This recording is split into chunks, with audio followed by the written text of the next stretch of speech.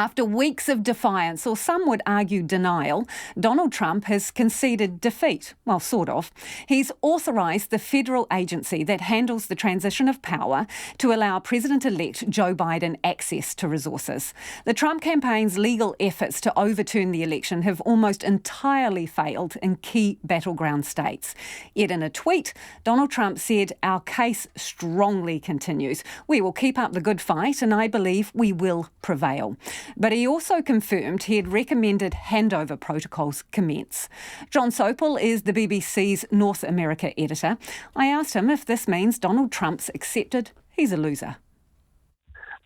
Yeah, up to a point. If you go back in history to the Watergate scandal and the fall of Richard Nixon, one of the great phrases that came out of that was the non-denial denial. What we've had tonight is the non-concession concession. Donald Trump has conceded in everything but words. So we don't have Donald Trump picking up the phone and saying, "Congratulations, President-elect Biden." We don't have a white flag being hoisted. We don't have Donald Trump saying, "I concede." But in every other symbolic respect, the president has called it a day and says, "Yep, I am a one-term loser." The last thing in the world he wanted to be saying. So, John, how did he make this announcement? I think he was forced into it. I think that the court cases were just being treated with derision.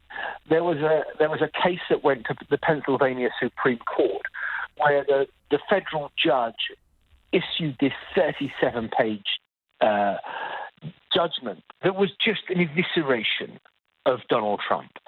Then you had the Michigan Electors Commission essentially saying, "Yep, it's absolutely right. Biden won by 150,000 votes." You've had the same in Georgia as well. And you've also had, significantly, a number of senior Republican senators that was at first a trickle, but is becoming a flood, saying, "It's over. You've got to accept you lost this election. There's nowhere to go." And when I think if there was a tipping point, it was when he started to call in sort of lawmakers from Michigan and say to them, well, I know I've lost in the court, but why don't you just overturn the result anyway?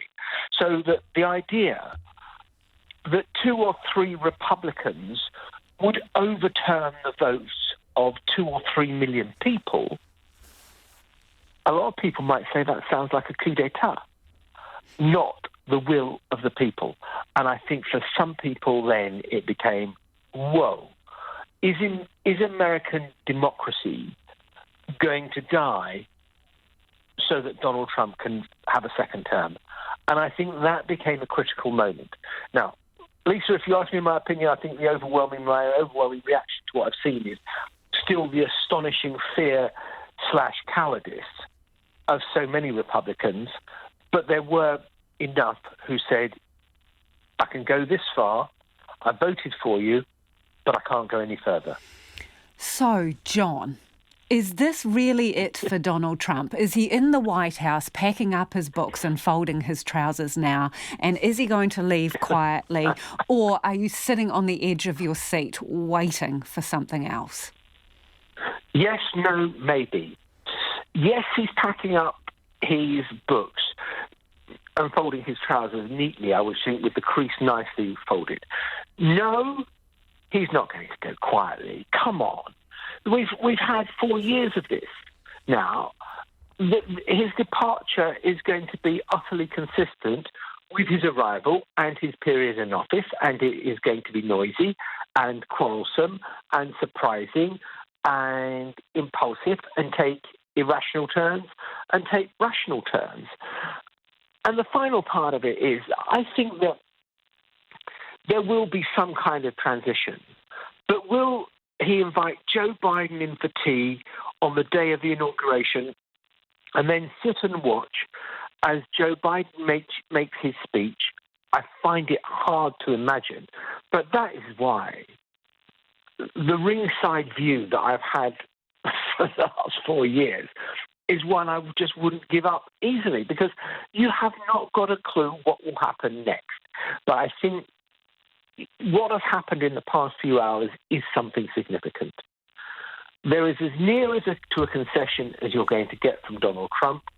And Joe Biden, who I think, for all the Sleepy Joe comments, has played a masterful hand in patience.